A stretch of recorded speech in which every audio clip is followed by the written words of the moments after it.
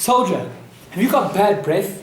Do you think that your breath stinks so that when you speak to people, especially when you're chatting up the ladies, that they just distance themselves for you? They distance themselves and they get away. They say, no, leave me alone. Don't worry. Yeah, I'll meet you next week. But meanwhile, your breath is actually stinking. Do you go into a sales interview and you're speaking with a guy during the interview and he goes, your breath stinks, leave me alone? Well, I've been exactly where you are, and I've in fact had people distance themselves. I'm speaking to them. Literally, today I was speaking to a guy and he was telling me about this date and that date, making a meeting, something about a meeting, and he was rambling on and on and on about his business and blah blah blah and university and blah blah blah. And then he just distanced himself because I came close and I laughed and I smiled at him and I breathed out to him, and then he smelled my disgusting breath and he distance himself from myself. So I know exactly what it's like to have bad breath, and I've done everything I can, especially today, to get rid of bad breath. I've done all the research, I've gone through all the newspapers, all the articles, everything that you can ever know to get rid of bad breath. I'm going to tell you what I've learned. The first thing is, if you're a student, if you're studying in university or you're in school, you probably have felt the stress of exams, tests and assignments, projects that are due immediately, significantly challenging deadlines. And so if you felt that, you probably feel stressed. And the same thing goes for people who have a job in an office, doing cold calling, being nervous, etc. Being nervous and phoning people and having to put yourself out there in any situation, be it school, the office, or work. And that, my friend, is giving you anxiety. And not anxiety in the sense of you're mentally ill, you have anxiety. Anxiety in the sense that there's a stress hormone that's released within your body, which makes your breath stink as a function of your mouth running dry. How do I know this? Because when I was during the exams, my mum would always say, please have something to eat, please drink some water, take something with you, because she knew my breath would stink. And once I got in the car after the exam, she always used to say, you stink, man.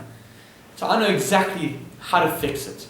If you're feeling stressed or anxious from your job, from school, from assignments, whatever, you got to drink water. First step, hydrate. I want you to cut out all caffeine. I want you to cut out teas, coffees, cappuccinos, and anything with sugar. No, that means anything with sugar. That means no cold drinks, no smoothies, none of this peanut butter nut, raspberry blue shit. Something. Get rid of it.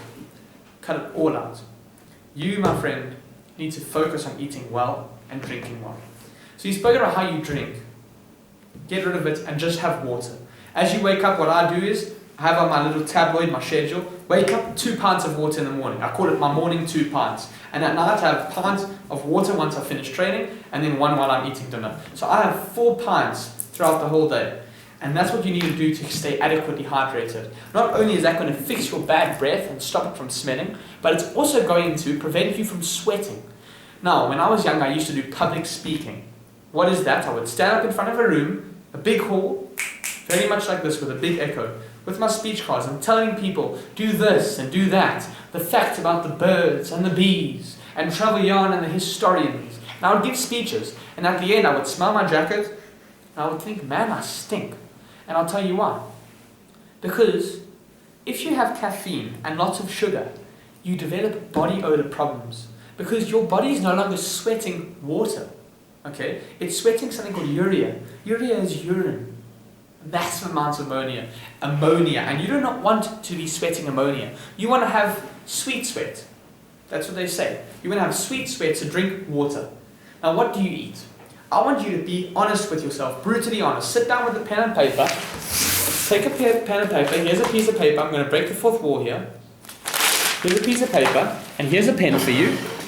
And I want you to go and write down exactly what you've eaten today. Forget about yesterday, last week. Barely anyone can remember what they ate for lunch yesterday. I want you to think about what you had this morning. Did you wake up and did you have 5 eggs and 2 tins of tuna, and you measured the protein and powder and blah blah blah? Healthy. Or did you have pancakes and syrup this morning and finish it off with a pizza and drink Coke to wash it down and have a coffee after? You need to be brutally honest with what you are eating. Because what you eat is also going to not just show on biomarkers like acne and pimples, but it's also going to manifest itself in smelly breath. Now, I want you to take note of my skin. Okay, there are a few issues with it. For example, I've been drinking milk over the past, so my acne is a little bit inflamed. And today it's a bit hot outside, so it inflames the acne. No excuses, just pure reality. But the point is, I don't touch cold drinks. I have a little bit of caffeine. So what I need to do is I need to get rid of the caffeine. I've already cut out milk, I've already stopped with the protein powders, which are unhealthy, and those things which will give you acne will also give you bad breath. It's very interesting. Bad things come with bad things, but good things come with good things. You start training, so then you wear a suit, so that you speak better, so that people respect you more. Good. You eat McDonald's every day, so then you start drinking Coke to wash it down. So then you're eating so much that you become fat so that you can't train. And then your clothes don't look nice so that you don't get that job interview. Do you see? Good, bad.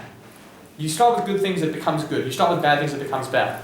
So, if you have bad breath because you're drinking caffeine and you have sugar and you're eating pizza, bad. And bad breeds bad. But good breeds good.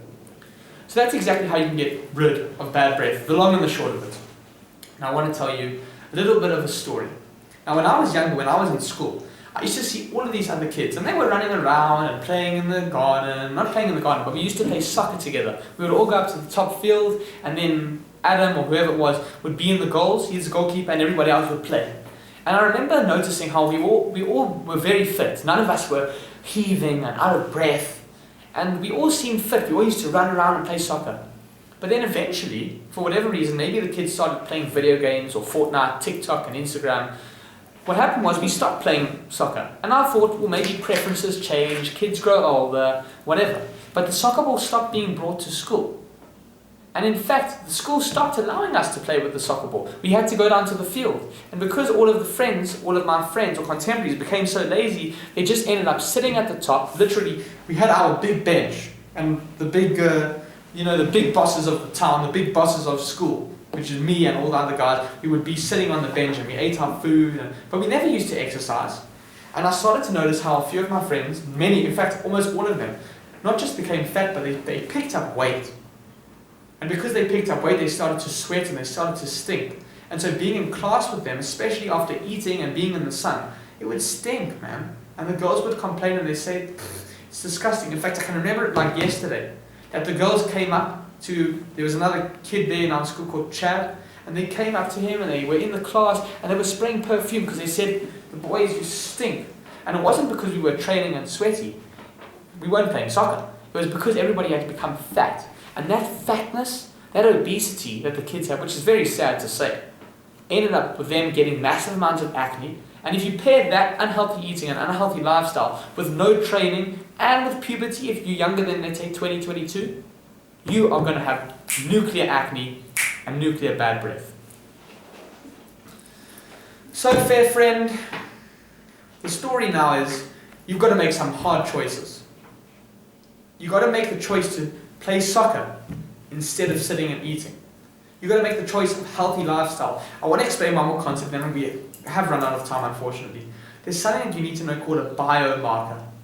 A biomarker is a biofeedback mechanism. Remember, humans are some of the most capable species on the planet. We have outbred animals, which includes tigers, gorillas, lions, zebras, lizards.